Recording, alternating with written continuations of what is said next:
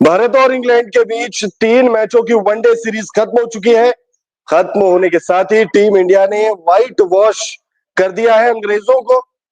3 मैचों की one day series का तीसरा मुकाबला अहमदाबाद के नरेंद्र मोदी स्टेडियम में खेला गया और इस मुकाबले को भारतीय टीम ने बड़ी आसानी से अपने नाम कर लिया। इस वीडियो में बात करेंगे पूरे मैच की। मैच का पूरा हाईलाइट देने जा रहे हैं आपको। वीडियो को आप एंड तक जरूर देखिएगा। आपको बताएंगे इस मुकाबले से चैंपियंस ट्रॉफी की कौन कौन सी तस्वीरें साफ हुई है, क्योंकि अब सीधा भारतीय टीम चैंपियंस ट्रॉफी का रुख करेगी, यूएई के लिए रवाना होगी। 20 फरवरी को चैंपियंस ट्रॉफी के तहत पहला मुकाबला टीम इंडिया को बांग्लादेश के खिलाफ खेलना है। अब उस पर चर्चा करें उससे पहले मैच की बात करते हैं। अहमदाबाद के नरेंद्र मोदी स्टेडियम में भारत और इंग्लैंड के बीच 3 मैचों की वनडे सीरीज का तीसरा मुकाबला खेला गया। भारतीय टीम ने इस मुकाबले को बड़ी आसानी से अपने नाम कर लिया। टीम इंडिया ने पहले बल्लेबाजी करते हुए 356 रन बनाए थे और 357 रनों के लक्ष्य का पीछा करने उतरी इंग्लिश टीम मात्र 214 रन बना पाई। 214 रनों पर ढेर हो गई इंग्लिश टीम और भारत ने इस मुकाबले को 142 रनों के बड़े विशालकाय अंतर से अपने नाम कर लिया है। अगर हम बात करें इस मैच की, तो ये जो मुकाबला है, ये मुकाबला बहुत ही शानदार रहा। सबसे पहले हम भारत के बल्लेबाजों की बात करेंगे। भारतीय बल्लेबाजों में किसका कैसा प्रदर्शन रहा उस पर चर्चा करेंगे। सबसे पहला नाम रोहित शर्मा। रोहित शर्मा ने इस मुकाबले में उम्मीद के विपरीत प्रदर्शन किया।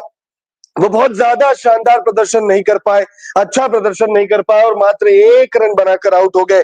2 गेंदों का सामना करते हैं हिटमैन, 1 रन बनाकर आउट होते हैं। फिर उसके बाद शुभमन गिल की बात करें तो शुभमन गिल का ये होम ग्राउंड है आईपीएल टीम में, उनका ये होम ग्राउंड है आईपीएल में अहमदाबाद। ये उनका घर है, ये उनका गढ़ है।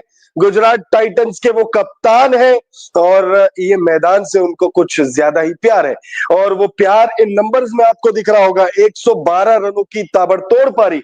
ये भी नहीं कि छुटपुट अंदाज में रन बनाए उन्होंने, दिल खोलकर शॉट्स लगाए, चौके लगाए, छक्के लगाए। 109.80 का स्ट्राइक रेट रहा है।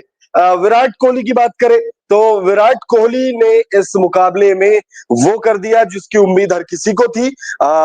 उम्मीद एज इन लोगों की चाहत थी कि विराट कोहली के बल्ले से रन निकले। लोग चाहते थे कि run machine Virat Kohli form में आ जाए, और फॉर्म में कैसे आएंगे, ये नंबर्स जब दिखेंगे तो वो फॉर्म में आते हुए दिखेंगे। 52 रन बनाए उन्होंने, 55 गेंदों का सामना किया। 50 गेंदों में उन्होंने अपना अर्धशतक पूरा किया था। 7 चौके और 1 छक्का उन्होंने अपनी पारी में लगाया था। उसके बाद श्रेयस अय्यर 78 रन 64 गेंदों का सामना किया है। 40 रन बनाए हैं केएल राहुल ने भी। तो भाई कलेक्टिव एफर्ट था भारत की तरफ से। 356 रन बनाए 10 विकेट के नुकसान पर। गेंदबाजों की अगर बात करें आप, इंग्लैंड के गेंदबाजों में सिर्फ एक नाम आदिल रशीद। आदिल रशीद ने 4 विकेट लिए, शानदार उन्होंने गेंदबाजी की। उनकी फिर की कोई पकड़ नहीं पाया, उनके गेंद को कोई पढ़ नहीं पाया। हालांकि रन उनको भी पड़े लेकिन 4 विकेट उन्होंने लिए। अब अगर आप चेस की तरफ चले, 357 रन 357 बनाने थे जीतने के लिए और इंग्लैंड की टीम जो है इस मुकाबले को 142 रनों के बहुत बड़े अंतर से हार जाती है। अगर आप इंग्लैंड के बल्लेबाजों के प्रदर्शन पर गौर करेंगे तो सबसे पहले फिलिप सॉल्ट और बेन डकेट की जोड़ी ने एक बार फिर से स्टार्ट जरूर दिलाया था। दोनों ही बल्लेबाजों ने शुरुआत जरूर दिलाई। 23 रन बनाए फिलिप सॉल्ट ने, 32 रनों का योग 34 रनों का माफी चाहूंगा, 34 रन बनाए बेन डकेट ने। उसके बाद अगर आप देखेंगे टॉम बेंटन आज के मुकाबले में खेल रहे थे, उन्होंने 38 रनों का योगदान दिया। कुछ खास वो कर नहीं पाए। 24 रन बनाए जो रूट ने, हैरी ब्रूक ने 19 और बाकी तो सब बल्लेबाज जो आए वो आया राम और गया राम वाली स्थिति में ही रहे। भारतीय गेंदबाजों का शानदार प्रदर्शन रहा, फिर चाहे अर्शदीप सिंह के ओवर्स की मतलब जो शुरुआती स्पेल था उनका, गजब का उनका स्पेल था। भारत की तरफ से अगर आप गेंदबाजों में बात करेंगे, अर्शदीप सिंह ने 5 ओवर का, सिर्फ 5 ओवर का स्पेल डाला, जिसमें 33 रन उन्होंने खर्च किए और 2 विकेट।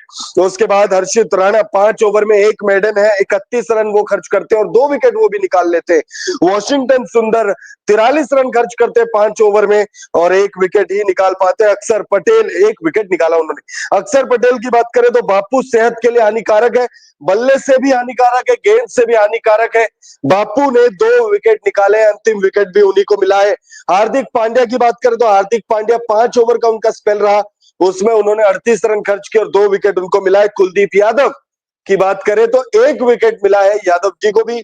कुलदीप यादव 8 ओवर गेंदबाजी करते हैं और 1 विकेट वो निकालते हैं। तो भारत और इंग्लैंड के बीच 3 मैचों की वनडे सीरीज खत्म हो चुकी है और खत्म हो गई है। अब सारी तैयारियां भारत की खत्म हो चुकी है, अब सारी तैयारियां इंग्लैंड की। अब सीधे चैंपियंस ट्रॉफी में आमना सामना होगा।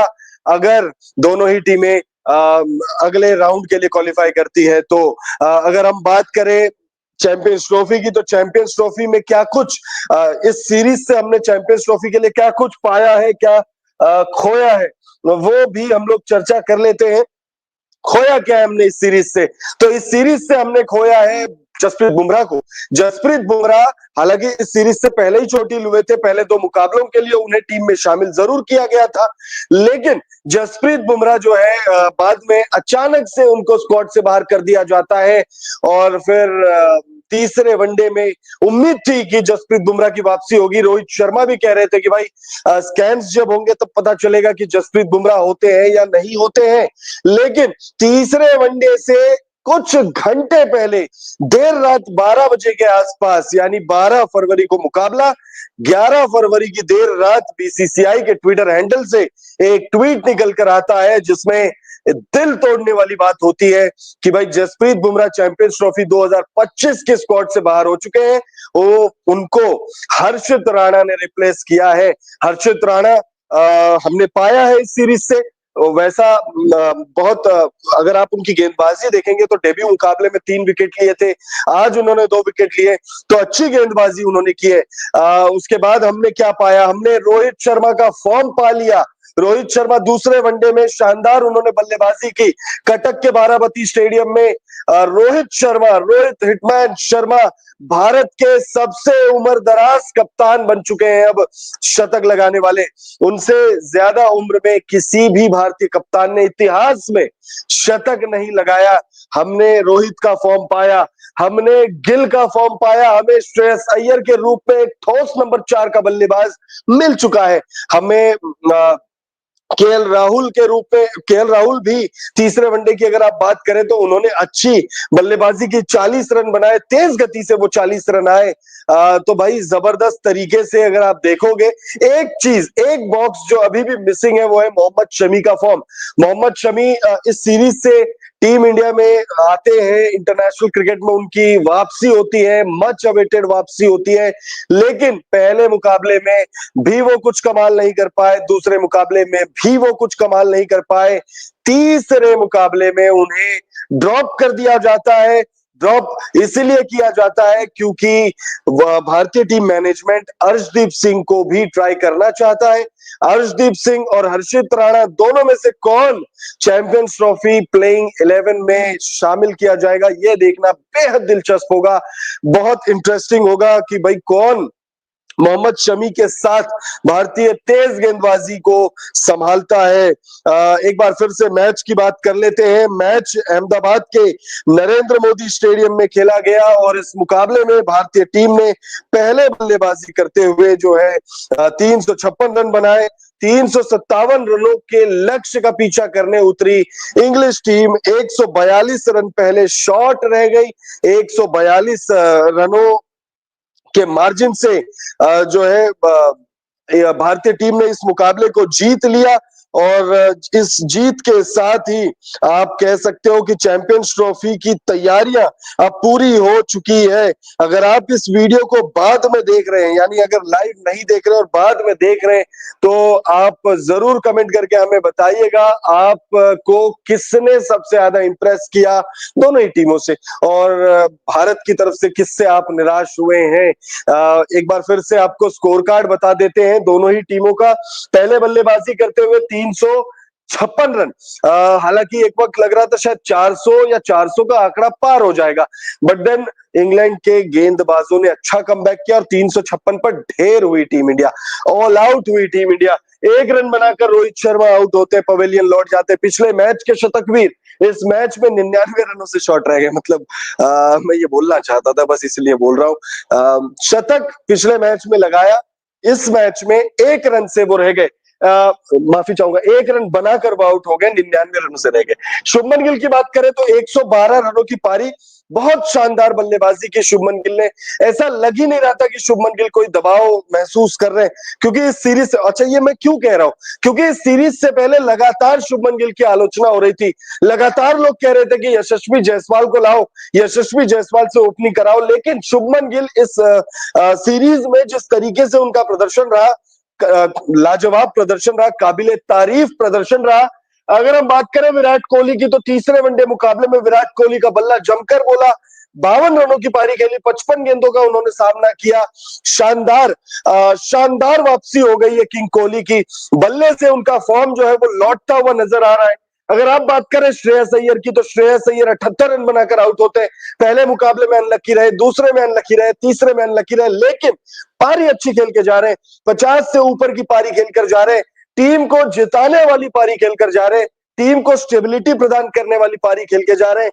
टीम अब मजबूत नजर आ रही है, ऐसी पारी खेलकर श्रेयस अय्यर जा रहे हैं। लगातार श्रेयस अय्यर का बल्ला बोल रहा है। बोला तो वैसे ओडीआई वर्ल्ड कप के दौरान भी था, फाइनल में नहीं बोला था बस, बट ऐसा कुछ चैंपियंस ट्रॉफी में ना हो, यही उम्मीद है, यही हम प्रार्थना कर रहे हैं ईश्वर से कि भाई शुरुआती मुकाबलों में भले एक दो मुकाबलों में ना चले, लेकिन सेमीफाइनल और फाइनल का सफर अगर टीम इंडिया तय करती है तो वहां वहां पर बल्ला चल जाए। हार्दिक पांड्या 17 रन बनाकर आउट हुए, अक्षर पटेल 13 रन बनाकर आउट हुए। 40 रनों की ताबड़तोड़ पारी खेली है केएल राहुल ने। अगर आप इंग्लैंड के बल्लेबाजों की बात करेंगे, तो इंग्लैंड के बल्लेबाजों में फिलिप सॉल्ट 23 रन बनाकर आउट हुए, 34 बनाकर आउट हुए बेन डकेट